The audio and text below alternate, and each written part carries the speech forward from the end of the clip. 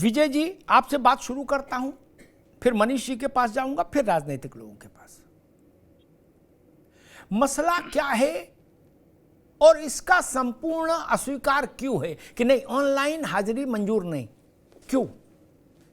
क्या तर्क है इसके पीछे? सबसे जी जी सर, देखिए सर, सबसे पहला सवाल तो ये है कि देखिए हम किसी हाजिरी के खिलाफ नहीं हैं, और हाजिरी का सिस्टम कोई आज नया नहीं होने जा रहा। हाजिरी का सिस्टम पहले से ऑलरेडी था और उसका एक चैनल पूरा बना हुआ है। अधिकारियों का एक बाकायदे एनपीआरसी, बीएसए तमाम सारे चैनल हैं। उस चैनलों से आज भी व्यवस्था चल रही थी। उसमें समस्या सर क्या आ रही है कि जो हमारी आपको सर जानकारी बता दें, बेसिक में 50% महिलाओं के लिए रहता है। मतलब बेसिक के शिक्षा में 50% महिलाएं हैं। अब महिलाओं को एक तो उनको उनके जिले में समायोजित नहीं करते हैं, उनके ब्लॉक में नहीं। अभी हमने आपको सुन रहा था, उसके ब्लॉक पे आप नहीं देते हैं। अब एक महिला 60 किलोमीटर 70 किलोमीटर दूर है और 7:30 बजे का टाइम आपने दे दिया है। हमें समय पहुंचने में कोई आपत्ति नहीं है। आपत्ति है कि जिन तमाम स्कूलों में जल भराव है, वहां जल निकासी नहीं व्यवस्था है, सड़कें नहीं है, इंटरनेट नहीं है। और अभी एक अपवाद स्वरूप ही आप समझ लीजिए सर कि एक महिला अपने स्कूल में पहुंच करके उस पर ऐप पर व्यवस्था कर रही है, तो वो 1200 किलोमीटर दूर अपने स्कूल दिखाई पड़ रही है। और हम सर लखनऊ में बैठे हैं। लखनऊ जैसे शहर में भी नेटवर्क की प्रॉब्लम रहती है, तो दो इंटीरियर एरिया है, वहां पर क्या होती है।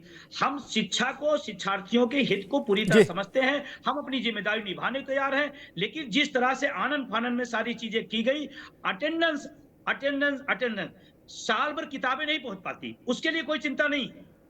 साल साल भर बीत जाता, किताबें बच्चों को नहीं मिलती। किताबें मिलने से बच्चों की पढ़ाई होगी।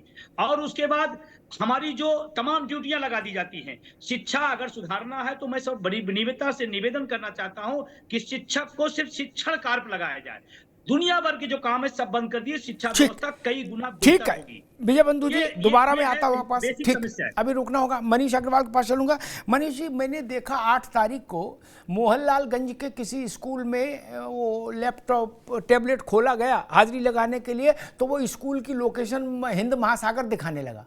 क्या वो भारत की बाउंड्री लांघ गया? मोहनलालगंज में स्कूल और वो कंप्यूटर बता रहा है हिंद महासागर। कोई हिमालय बता देगा तो और बवाल हो जाएगा। नहीं, खैर मसला ये कि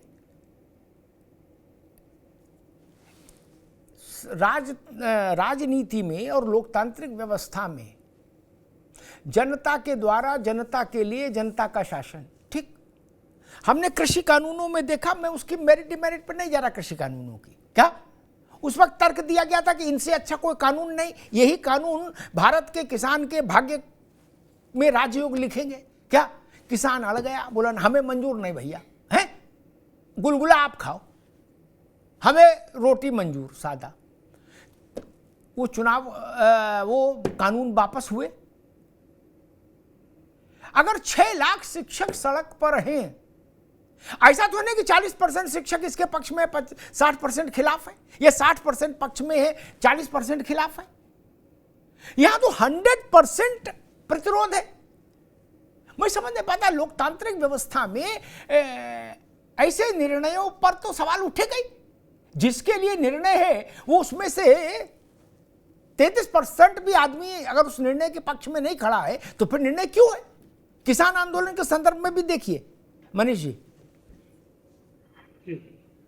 अमिताभ जी, आप बिल्कुल सही कह रहे हैं, लेकिन मैं पहले ये स्पष्ट कहना चाहूंगा कि मैं सरकार के इस निर्णय से खुश हूं, मैं इसका समर्थन करता हूं।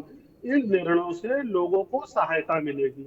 मैं एक उदाहरण से समझाने की कोशिश करता हूं। जी जब नोटबंदी आई थी, ऑनलाइन ट्रांजैक्शन सरकार ने शुरू करे थे, तो इस देश में बड़े बड़े लोगों ने, इवन वित्त मंत्री पी चिदम्बरम ने भी बोला था कि देश में कोई व्यवस्था नहीं है, कोई ऑनलाइन नहीं चल पाएगा, देश की अर्थव्यवस्था फेल हो जाएगी।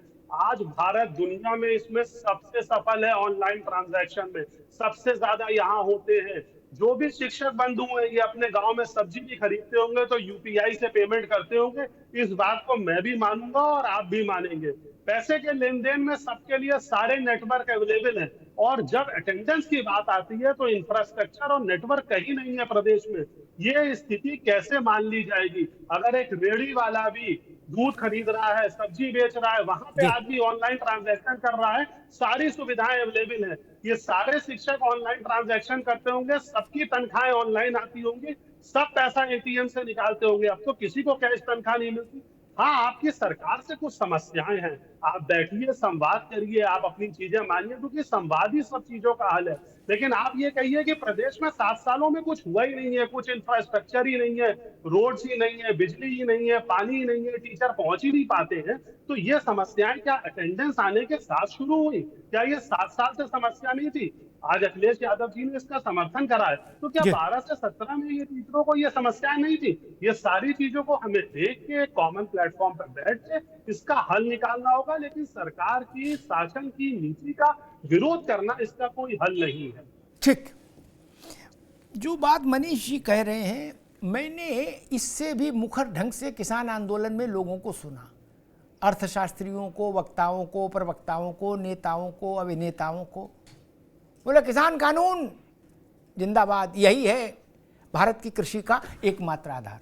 क्या वो कानून वापस हो गए ना मनीष बाबू? फिर वो तर्क वाले मुझे ढूंढने नहीं मिले। मैंने उनसे कहा भैया अब आओगे डिबेट? बोले अब जी रहने दो, अब कटे, अब नमक न छिड़को। क्या जी किसी चीज की तारीफ में हिमालय पे ना चढ़ जाओ, ताकि उतरना पड़े तो फिर बाद में बड़ी विचित्र स्थिति हो जाए। मेरे जैसा आदमी एक ही बात जानता है, जनता के द्वारा जनता का, जनता के लिए शासन, लोकतंत्र की यही परिभाषा है मेरे लिए। जी इसके अलावा सब बौद्धिक विलास है। क्या ये उचित नहीं है? अशोक जी भी आ गए हैं, समाजवादी पार्टी प्रवक्ता, उनका भी स्वागत है। क्या ये उचित नहीं मनीष बाबू कि महिलाओं को ये नियम कर दीजिए कि 10 किलोमीटर के दायरे में ही पोस्टिंग होगी? क्या इसमें कोई समस्या थी? बिल्कुल सही कह नहीं, बिल्कुल सही कह मेरे पास 1000 मैसेज संदेश हैं बच्चियों के जी कि सर 400 किलोमीटर दूर हूं, 500 किलोमीटर दूर है, मैं का कहीं ससुराल, कहीं हम कहीं पड़े। क्या ये क्यों हो रहा है? गाजियाबाद की बच्ची देवरिया में पोस्टिंग है, क्यों? जी इसमें भी कुछ अलग से पैसा लगना है? नहीं। इसके लिए कोई अलग से संयुक्त राष्ट्र संघ से प्रस्ताव पारित होगा? नहीं। जिन कंचन वर्मा ने ये हुक्मनामा जारी किया कि अब ऑनलाइन सब होगा, उन्हीं के दस्तखत से ये भी हो जाता जी कि जो भी आप होम टाउन लिखेंगे महिलाओं के लिए विशेष तौर पर, उनको 10 किलोमीटर की रेडियस में ही नियुक्त रखा जाएगा। ये क्यों नहीं होता है? और एक बात मनीष बाबू ने कही कि क्या अभी सब गड़बड़ हो गया? नहीं, हम ये नहीं मान कहते, लेकिन क्या ये सच नहीं है? जो लोग केवल गूगल देखते हैं उनकी नहीं कहता, मैं तो गूगल सबसे कम देखता हूं, जमीन सबसे ज्यादा देखता हूं। ऐसे ऐसे गांव हैं मनीष बाबू, क्या जहां चौमासे में पहुंचना मुश्किल हो जाता है। भैया लखनऊ में तो नाव चल जाती है, और आप कह रहे हो ऐसा और वैसा।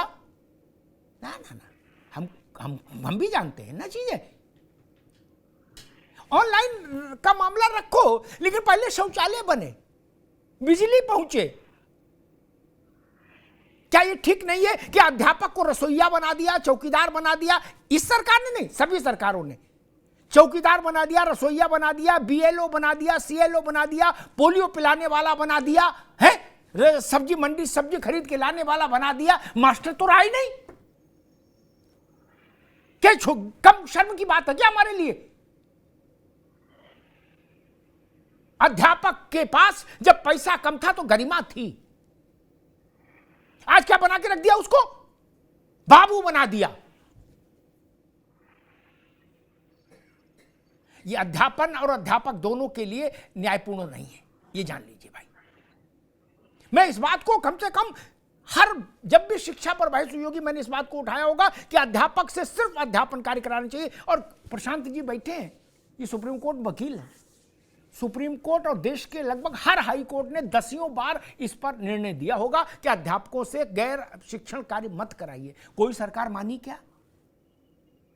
कोई सरकार मानी क्या?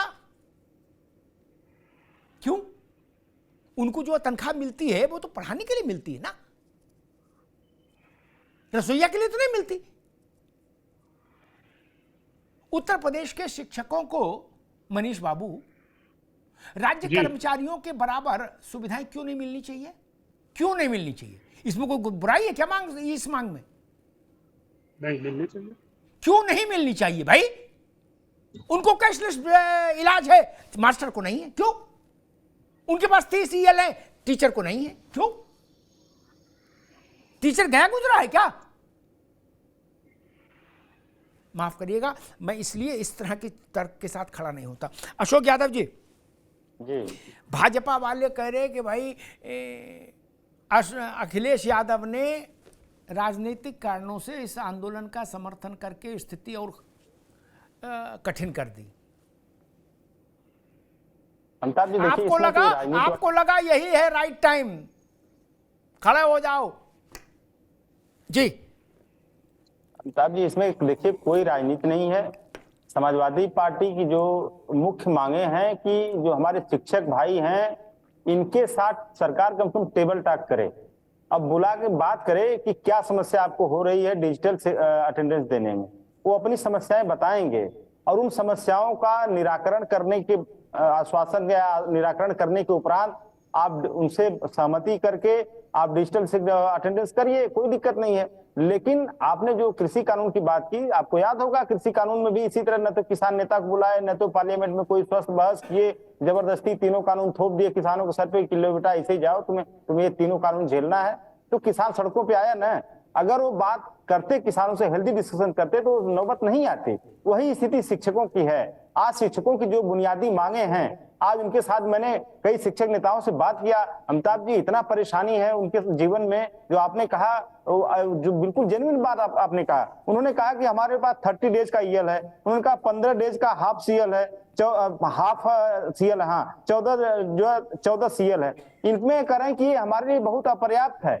इसको सरकार इस समस्या को सुने, हमारा निदान करे। इसके अलावा जो आपने बाकी समस्याएं बताई हैं कि जो हमें बाकी सुविधाएं जो राज्य कर्मचारियों को मिलती है, हमारे शिक्षकों को क्यों नहीं? आप जो रिमोट एरियाज में प्राइमरी स्कूल्स हैं या रिमोट एरियाज में जो सरकारी स्कूल्स हैं, वहां पे अगर रास्ता नहीं सही है तो हमारे शिक्षक कैसे जाएंगे वहां पे? तो आप उनकी नियुक्ति ऐसी जगह करो कि जहां पे उनकी डिस्टेंस कम हो। महिला शिक्षकों के साथ जो समस्याएं हैं, मूलभूत समस्याएं, उनका निराकरण आप करो। तो ये सारी चीजें अगर सरकार टेबल टॉक करके उनसे बात कर लेती है तो हमारे शिक्षक भाई भी कन्विंस हो जाएंगे। तो कन्विंस करके अगर कोई नियम लगाते हैं अमिताभ जी, तो मुझे लगता है वो डेमोक्रेटिक होता है। लेकिन थोपना जो है वो अनडेमोक्रेटिक होता है। ये सरकार शुरू से ही अनडेमोक्रेटिकली हर काम करती है, थोपने के अलावा इसके पास कोई कानून नहीं है। उससे सरकार, देखिए, शिक्षकों को मानती है सरकार की चोरी करते हैं इसलिए समय पे स्कूल नहीं आती, सरकार मानती है। लेकिन जो सरकार में बैठा है उसको चोर कह, वो विधायक सुभाष पाठक कह रहा है कि हमने पेपर लीक कराए, सरकार उसको चोर नहीं मान रही है। लेकिन शिक्षक हमारा ईमानदारी से पढ़ा रहा है, उसको चोर मान रही है। आज अगर विधायक जिसने पेपर लीक का एक्सेप्ट किया, अशोक भाई अभी रुकना होगा, अशोक बाबू रुकना होगा, मैं प्रशांत पटेल जी के पास चलूंगा। लेकिन एक बात कहूं कि भाई सचिवालय है और हर जिले में तहसील है, कलेक्ट्रेट है। मनीष बाबू आप भी सुनो क्या? जी। वहां वो बीहड़ में नहीं है, वो सब ठीक ठाक जगह पे है क्या? कलेक्ट्रेट तो कहीं बीहड़ में है नहीं कि जहां चारों तरफ तालाब बन जाए। जल भराव होता है, वो 2-4 घंटे में खोली खाल देते हैं। जहां कलेक्टर बैठता है वहां तो ठीक कर ही लेते हैं। वहां पहले ऑनलाइन लागू नहीं कर सकते थे। पहले सास गुड़ खाना छोड़े, फिर बहू से कहे गुड़ ना खाओ। सास तो गुड़ और गुलगुला दोनों खा रही, अब बहू से करे ना गुड़ मत खाना, ये नहीं चलेगा। शिक्षा मित्र और अनुदेशक, उनको रुपया मिलेगा 9,000 और 10,000 रुपया महीना। नियम कायदा शर्तें सब लागू हो जाएंगी। उनको दे दीजिए पूरा ग्रेड, उनको पूरा ग्रेड दे दीजिए। फिर ऑनलाइन नहीं, सुपर ऑनलाइन कराइए, पहले ग्रेड तो दे दो। 10,000 रुपए में मनीष बाबू परिवार पालना आज के टाइम में, टीवी पर बैठ के कुछ भी कह लो मित्र प्रशांत जी, लेकिन 10,000 रुपया में परिवार महीने भर पालना, इससे बड़ी कोई तपस्या नहीं और इससे बड़ी कोई सजा नहीं।